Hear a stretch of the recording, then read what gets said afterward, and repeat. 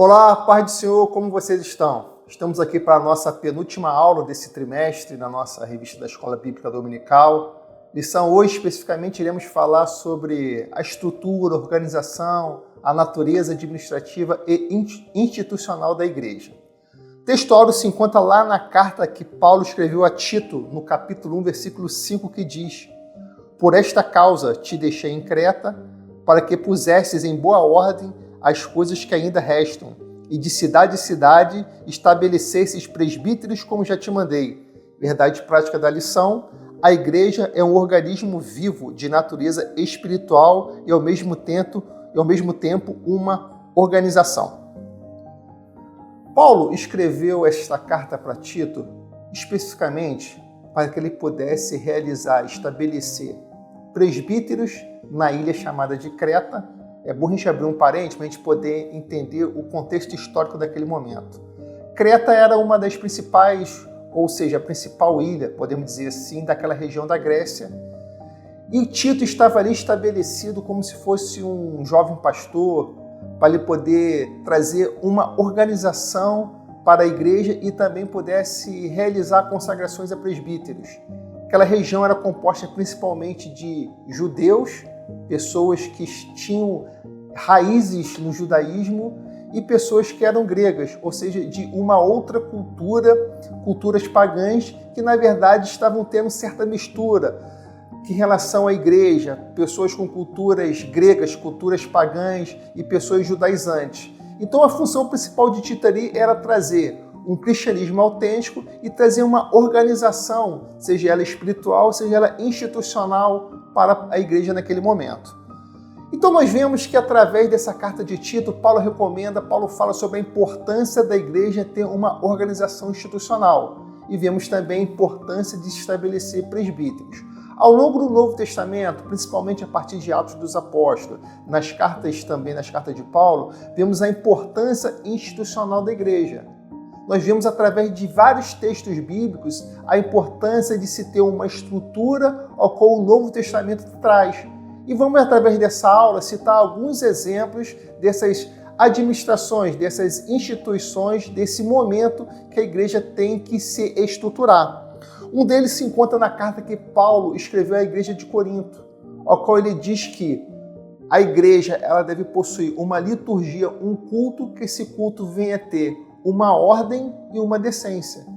Então, um dos principais pontos da igreja é a igreja ter um culto, uma liturgia saudável, uma liturgia onde ela venha a ter uma ordem, onde ela venha a ter uma estrutura saudável para a igreja. Então, o culto onde venha a ter uma desorganização, nós estamos fugindo dos ensinos que o apóstolo Paulo trouxe para a igreja. Nesse texto especificamente, se encontra em 1 Coríntios, no capítulo 14. Aqui eu faço remonta ao nosso movimento pentecostal, ao qual se iniciou no ano de 1910 no Brasil, sendo formalmente instituído em 1911 pelos missionários Daniel Berg e Gurnaving. Aqui neste momento histórico da Igreja da Assembleia de Deus, nós encontramos que nós podemos identificar como a primeira onda, o primeiro momento do movimento pentecostal no Brasil. Nesse momento, nós vemos que os dons espirituais, eles eram tidos como para edificar o corpo de Cristo. Mas a liturgia cristã tinha como centro Jesus Cristo. O centro do culto era Jesus. Os dons espirituais, eles serviam para edificar este corpo de Cristo. Então toda a honra e toda a glória era dada ao Senhor Jesus Cristo. Com o passar dos anos e das décadas, principalmente na década de 50, de 60, nós conseguimos identificar uma segunda onda do movimento pentecostal, sendo abarcado por outras denominações que foram surgindo. Essa segunda onda acabaram tirando Cristo do centro e colocando os dons espirituais como a parte central do culto. Então Jesus não é mais o centro. Os dons espirituais não servem mais para edificar a igreja. Na verdade, os dons espirituais eles servem como centro do culto. Então, o mais importante nesse segundo movimento, nessa segunda onda do movimento pentecostal, não é você adorar Jesus, é você ter um culto onde você pode falar em línguas, é você ter um culto onde pode ter o milagre. E Jesus Cristo ele acaba sendo colocado como segundo plano. Depois veio uma terceira onda, a partir da década de 70 e sendo solidificado na década de 80, onde nós podemos chamar de terceira onda do movimento pentecostal, onde surgiram com outras denominações. Onde, na verdade, o que era mais importante não era apenas os dons espirituais ser o centro. Na verdade, outros elementos foram chegando, como, por exemplo, a teologia da prosperidade, onde um cristão, para ele ter uma vida bem-sucedida, significa você ter um certo tipo de riqueza. Essa teologia da prosperidade, ela tem invadido algumas igrejas e, principalmente, algumas Assembleias de Deus têm aderido a esse movimento. Isso se chama a terceira onda do movimento pentecostal. Eu posso classificar também, nesse momento, uma quarta onda do movimento pentecostal, ao qual eu chamo de sincretismo religioso. O que é ser isso? Elementos de outras religiões estão sendo incluídas num culto de uma liturgia pentecostal. Nós vemos hoje liturgias de religiões classificadas como matrizes africanas sendo colocadas no culto pentecostal. Nós vemos também liturgia de uma sinagoga, dos judaizantes, dos judeus, sendo introduzidas no culto pentecostal. E o que isso tem a ver com a boa ordem e a decência do culto? O apóstolo Paulo, ele diz o seguinte, que o culto deve ter ordem e decência. E os dons espirituais, eles servem para edificar o corpo de Cristo. Os dons espirituais, eles não são o centro do culto. O centro do culto é Jesus Cristo.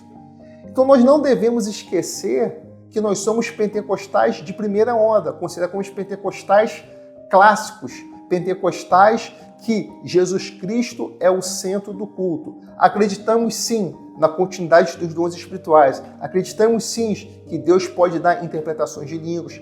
Acreditamos sim que pode existir o dom de cura. Acreditamos nos dons espirituais que se encontram em 1 Coríntios capítulo 12. Entretanto, esses dons são para edificação do corpo de Cristo. Jesus continua e sempre continuará sendo o centro do nosso culto. Quando nós deixamos de deixar Jesus como centro do nosso culto e passamos a aderir uma segunda onda do movimento pentecostal, uma terceira onda, ou então mesmo uma quarta onda, nós estamos propensos a ter um culto totalmente desorganizado. Porque o que o apóstolo Paulo diz que tem que ter um culto com ordem e decência? O culto tem salmos, ou seja, tem louvor, tem oração, tem doutrina, ou seja, tem palavra. Aí sim nós estamos diante de um culto saudável. Quando outros elementos começam a adentrar o culto cristão, nós passamos a ter um culto desorganizado. Nós acabamos, às vezes, até mesmo deixando de Jesus ser um centro do culto. Portanto, não esquecemos que nós somos pentecostais clássicos. Os dons espirituais eles servem para edificar a igreja e Jesus Cristo continue sempre continuar sendo o nosso centro do nosso culto.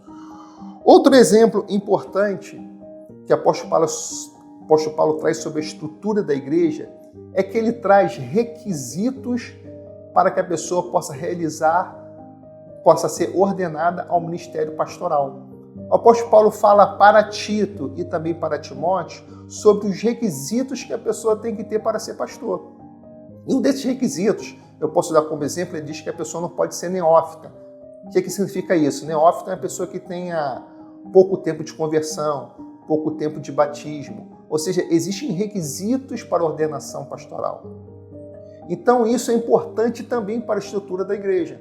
Quando você começa a ver movimento onde pessoas recém-convertidas, recém-batizadas, acabam sendo ordenadas a cargos ministeriais, essas igrejas estão fugindo do padrão bíblico estabelecido pelo apóstolo Paulo. Por isso que é importante nós termos uma estrutura na igreja voltada para o Novo Testamento.